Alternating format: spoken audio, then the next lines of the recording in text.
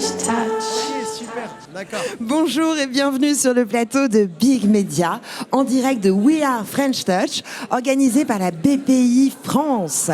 Nous sommes à la Maison de la Mutualité. Je suis Ariana Van Valter-Yerso, fondatrice d'AVWH, et nous recevons un auteur, compositeur, réalisateur, producteur. Il a imaginé l'univers Marvelous, Miraculous. Je savais que j'allais la faire, ça. Tout le monde le fait. Je suis Tout sûre va bien. que j'allais la Tous les faire. adultes. Jérémy Zag, bonjour. Bonjour Ariana, Bonjour. merci de me recevoir. Merci à vous de me faire l'honneur de passer réciproque. sur ce plateau de Big Media. Donc C'est oui, réciproque. bien sûr, l'univers Miraculous. Bon, il s'avère que c'est quand même une grande success story. Jérémy, est-ce que vous pouvez nous raconter votre parcours ? Alors moi, je suis avant tout un passionné de dessin animé. Et vraiment, mon moteur principal, c'est la passion. Parce que c'est vrai que quand on fait un métier comme le dessin animé, faire des dessins animés, on ne vous attend pas. Même, c'est très difficile de se faire écouter par les adultes. Je parle des adultes dans le cœur. Ouais. Et il faut persévérer avec sa passion, avec sa vision, avec ses valeurs, pour vraiment trouver, au fur et à mesure de son chemin, les bons partenaires qui vont vous aider petit à petit à donner naissance à ce rêve. Et vraiment, ça se crée avec une équipe et des partenaires. Voilà. C'est quand même assez particulier et spécifique, vous en conviendrez, d'avoir autant de casquettes. Et donc, évidemment, si vous avez autant de casquettes, c'est que vous avez développé tout un tas de compétences. Comment ça vient, ça ? Alors, je ne sais pas si c'est des compétences ou si c'était justement une nécessité pour moi de développer ces armes qui m'ont permis d'avancer dans ce chemin qui était vraiment pas évident au démarrage, puisque déjà de faire des dessins animés, c'est pas facile, mais c'est vrai qu'à l'époque de faire je parle de ça il y a 15 ans en arrière, de créer un univers de super-héros dans un monde où les super-héros, c'était essentiellement des soldats de l'armée américaine, et où avec des grosses technologies, d'arriver avec un projet qui est entre le Japon et les États-Unis, c'était un petit peu complexe. Donc j'ai dû à chaque fois raconter mon histoire, écrire ma chanson, etc., pour faire avancer les choses. Mais j'ai eu beaucoup de chance d'avoir quand même une équipe formidable avec laquelle vraiment qui partageait ce rêve. Je pense en l'occurrence à Thomas Struck, qui est l'auteur original de Ladybug, Nathaniel Brown, qui est le designer. Et on a vraiment avancé ensemble et on a adapté. On a adapté par rapport à ce qui était faisable, moins faisable. Et c'est vrai qu'à l'époque, la 3D avec des scènes d'animation, comme on le retrouve plutôt dans les mangas, ça n'existait pas. Donc il fallait adapter la mise en scène, adapter l'histoire, adapter le découpage, etc. Alors, nous parlons de votre vision artistique de Miraculous. Miraculous, donc, s'il en est une série, un univers, maintenant on parle carrément d'un univers voilà. Emblématique. Comment vous réussissez, saison après saison, projet après projet, à faire évoluer cet univers ? Déjà, nous, on reste extrêmement fidèles encore une fois, aux valeurs des histoires que l'on raconte, parce que ça nous permet vraiment de rester dans raconter des histoires différentes, s'adapter à notre génération, s'adapter année après année, parce que c'est très contemporain, Miraculous. Et il y a surtout une équipe d'écriture formidable qui est dirigée par Sébastien Thibaudeau et Thomas Struck. Et très sincèrement, l'ADN est posé, c'est ancré, et maintenant on raconte des histoires, et puis on s'adapte au quotidien à ce qui se fait, à ce que les enfants ont besoin d'entendre pour croire en eux, pour croire en la vie, et pour voir le monde d'un œil encore meilleur, quoi. Alors, ma question restait un peu ouverte parce que je pensais également à toute votre dynamique autour du licensing, autour des produits dérivés, et c'est-à-dire comment être accompagné au quotidien par ses personnages préférés. Alors ça, c'est beaucoup de voyages et d'heures de vol. Mais en gros, j'ai toujours rêvé donc de faire un super-héros, mais ce qui m'inspirait, c'était les super-héros américains ou japonais, donc c'était vraiment des marques, j'ai envie de dire. Et c'est vrai que pour créer une marque, il fallait à un moment donné sortir le dessin animé de l'écran et de le mettre dans le monde réel. Et pour ça, je suis parti aux États-Unis, à Los Angeles, où j'ai développé tout un département licensing, merchandising, créé un département, et on s'est lié en partenariat avec des fabricants de jouets Et bon, il y avait tout un parcours du combattant parce qu'il fallait passer par le Japon. Le Japon nous a permis d'avoir Bandai. Bandai nous a permis d'avoir d'autres fabricants de jouets. Et une fois qu'on a eu les jouets en place, c'est à ce moment-là seulement qu'on a pu développer tout le licensing merchandising, parce que le jouet est une grosse catégorie. Mais quand vous avez le jouet qui est garanti dans les rayons des Intermarchés à travers le monde, et ben tout de suite les fabricants de sacs à dos, de stylos, etc.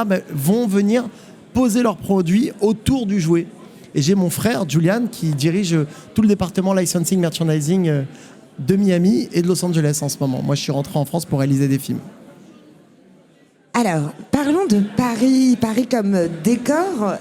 Quel rôle la ville, la capitale, joue-t-elle dans le film? Alors là, pour le coup, je vais vous parler plutôt du film. Bien sûr. Et comment avez-vous travaillé la ville de Paris comme un personnage à part entière? Alors vraiment, pour le coup, Paris, c'est le personnage principal de Ladybug et Chat Noir. D'ailleurs, j'ouvre le film sur Paris, mais parce que, sur le premier establishing, parce que Paris, c'est quand même une ville magique. Moi, j'aime les contes de fées, j'aime les dessins animés, j'aime les princesses Disney. Et j'avais toujours rêvé de dire, et si on faisait une princesse Disney contemporaine, super-héroïne? Et donc, j'ai mon partenaire coproducteur, Aton Soumache, qui m'a accompagné dans cette vision un peu folle avec Pierre-Antoine Capton, qui est le président de Media One. Et on est vraiment parti sur, prenons Paris comme un village de fairy tale. Et donc on a le Paris de l'amour, le Paris du mystère, le Paris de l'action, le Paris romantique. Enfin, on a vraiment travaillé Paris sous toutes ses formes, mais surtout sur toutes ses lumières. Parce qu'on est quand même dans une ville où, avec la lumière, on raconte énormément de choses à Paris. Et voilà, c'est sur ça vraiment qu'on a basé la narration scène par scène. On parle aussi de défis de production, c'est-à-dire montrer Paris sous sa meilleure lumière. Quelle est votre position sur l'utilisation des nouvelles technologies? On pense évidemment à l'AI générative, ce qui ouvre le champ aussi thématique sur peut-être les jeux vidéo. Ensuite, la fiction live, en live action. Vous allez peut-être pouvoir nous dire deux, trois infos là-dessus. Quelle est globalement, par rapport au marché global de l'animation, quelle est votre position et votre vision? Moi, je considère que l'AI, c'est un super outil, au même titre que Photoshop a été un outil pour les dessinateurs. C'est-à-dire qu'à un moment donné, au lieu de découper au ciseau et de coller mon cellulo, je le fais sur Photoshop et je prends un calque et je crée un nouveau calque, je le détourne avec la baguette magique ou au lasso. Aujourd'hui, l'AI, c'est pareil. En tous les cas, c'est comme ça que moi, j'aime l'utiliser. C'est vraiment comme de l'assistanat. C'est pour faciliter à développer la vision. Donc, c'est vraiment, encore une fois, l'AI, ça peut être utilisé de tellement de manières différentes qu'en tous les cas, dans le monde du dessin animé, nous, aujourd'hui, on reste persuadés et franchement, qu'on prouve le contraire. L'AI, ça remplacera jamais une idée qui vient du cœur. Et ça remplacera jamais un dessin original puisque ça se base que sur des choses existantes et ça mélange. Donc on l'utilise vraiment comme un outil et comme un outil qui accompagne une vision. Et une vision, c'est quoi? Une vision, c'est quelqu'un qui porte en lui un passé avec ses traumas, ses bonheurs et ça donne quelque chose de spécial, sa culture. Et ça, l'AI, pour moi, on n'y est pas encore. Je pense qu'on n'y sera même jamais, très sincèrement. Alors on parle de l'AI, des évolutions technologiques. La formation, le recrutement dans votre production chez Zachtoon, quelle place elle prend et quelle est votre vision? Parce que j'imagine aussi qu'il y a un certain nombre de fans qui regardent ce contenu et qui rêvent peut-être de travailler pour l'univers Miraculous. Quelle est votre vision sur le champ de la formation, sachant que sur l'animation, on est plutôt assez fort en France. On a un vrai domaine de compétences, de formation sur les aspects techniques, 3D, etc. Et voilà, ça m'intéresse de savoir quels sont vos modes de recrutement. Alors, déjà, premièrement, moi, j'ai toujours rêvé de toucher du doigt le monde du dessin animé quand j'étais un consommateur, un enfant. Donc, c'est vrai que j'ai un immense plaisir à recevoir et à accueillir des requêtes. Donc, on reçoit énormément d'enfants, de jeunes, d'adolescents qui veulent travailler dans l'animation. Et c'est vrai que, déjà, on en recrute pas mal. On les recrute. Il y a beaucoup de gens qui sont à ZAG aujourd'hui, qui bossent chez nous et depuis quelques années maintenant. Et chaque année, moi, ce que je fais, c'est que on accepte une vingtaine de stagiaires en même temps et on fait une classe. Et voilà, cette classe, on leur explique que tout est possible, il n'y a pas de limite. Moi, j'ai pas fait d'études de dessin animé, j'ai juste été passionné et j'ai cru en mes rêves et j'ai poussé et j'ai démarré avec 0. Donc pour vous dire, c'est pas une question de moyens, c'est vraiment une question de conviction. Et c'est ce qu'on essaye de leur offrir, c'est de leur dire, vous avez en vous un trésor. Et ce trésor, maintenant, c'est à vous de l'utiliser. Soit vous le cachez, soit vous l'utilisez et vous cassez les montagnes, quoi, vous poussez les portes. Alors, par rapport aux jeunes talents recrutés, on sait que certains partent beaucoup aux États-Unis ou peut-être aussi en Asie. Comment vous arrivez à capter ces talents et à les garder aussi en France ?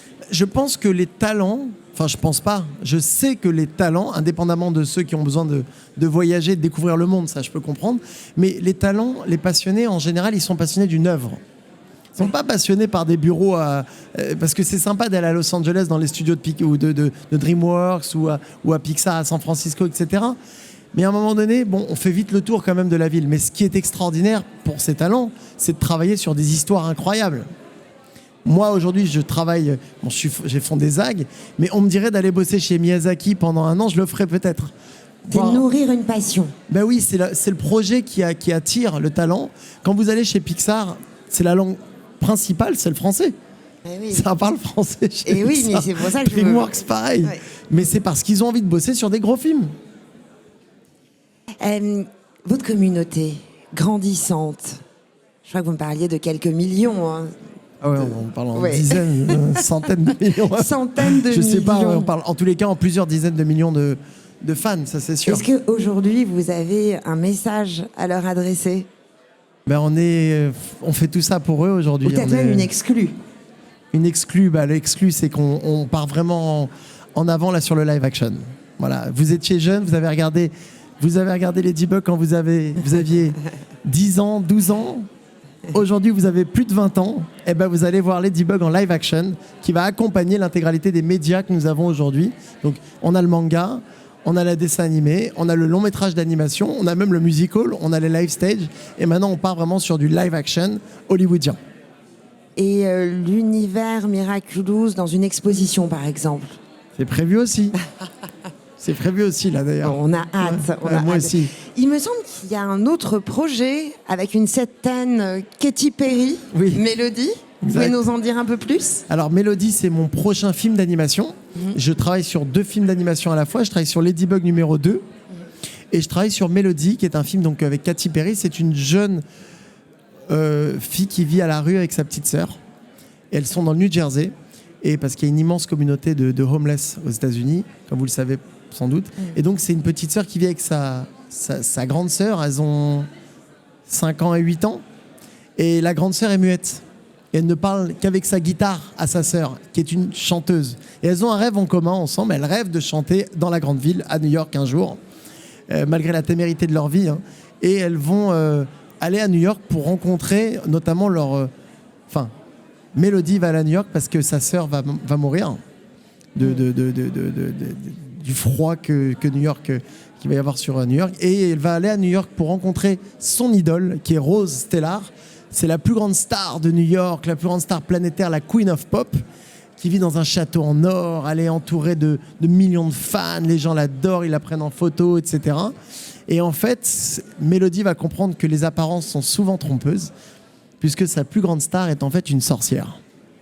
Et elle fait disparaître toutes les jeunes chanteuses ou chanteurs qui veulent exister et lui faire de l'ombre. Une méchante. Voilà. Et c'est une autre star qui va représenter, qui va être en face de Katy Perry. On aura une grande chanteuse également pour Rose. C'est formidable de travailler sur des sujets, des projets cinématographiques mondiaux. Pour vous, vous avez l'impression de toute cette reconnaissance, et d'ailleurs, on en parlait tout à l'heure avec l'invité Maud Ventura, de bénéficier d'un tel succès, d'avoir une telle reconnaissance. Comment vous le gérez, ça ? Très sincèrement, on est tellement dans l'intensité du moment de produire ce qu'on est en train de livrer. Sincèrement, on en parlait avec mes équipes. On n'a pas eu le temps encore de se poser. Et je pense qu'il vaut mieux pas, parce que le jour où on se posera, c'est qu'on n'aura plus rien à raconter. Et on est toujours emporté par... Donc on a une immense reconnaissance auprès de nos partenaires, de nos fans et de notre communauté. Mais en même temps, on est engagé à leur donner plus et davantage, et c'est ce qu'on fait au quotidien. Et une certaine crédibilité, j'imagine, évidemment, de par votre succès. Mais aussi, quand on arrive en tant que production française, voir Katy Perry, star mondiale, chanteuse, pop, on n'a pas, soi-même, on se met pas de verrou, on se met pas de réticence, on se dit on y va, allez, on va lui proposer, puis on verra bien ce qui se passe. C'est-à-dire qu'on doit croire en ce qu'on raconte. Parce Ouais. que si on croit qu'on doit avoir confiance en soi plus que en ce que les gens pensent de nous, alors il faut y aller sans se poser de questions et parler avec le cœur. Et c'est ce que j'ai fait avec pas mal de célébrités. Et voilà, on n'a aucun complexe, bien au contraire, on est très fiers de ce qu'on produit et de ce qu'on crée en France. La preuve en est que notre propriétaire rayonne à travers le monde. Paris rayonne à travers le monde. Et oui, vous pouvez être Et ça nous fier. donne des ailes. Vous pouvez. On est heureux, plus que fiers. Ben, nous partageons ce bonheur avec Merci vous. beaucoup, Ariane. Alors, notre dernière question pour chaque invité, je vais vous demander votre recommandation culturelle, qu'elle soit insolite ou classique. Quelle est-elle et pourquoi? Moi, je suis un amoureux du Roi Lion. Je suis un amoureux du Roi Lion, le Roi Lion de Disney, l'original, par Rob Minkoff, parce que c'est une histoire d'une violence. On ne peut faire pire en réalité en violence. Un enfant, son oncle qui manipule pour la mort de son frère, le roi, pour lui prendre sa place. Et pourtant, c'est avec des dessins animés, ça chante Hakuna Matata. Les enfants ils regardent à 3 ans ou à 10 ans, à 20 ans, les grands-parents, parents, tout le monde regarde. Ça passe merveilleusement bien et on en garde un message incroyable.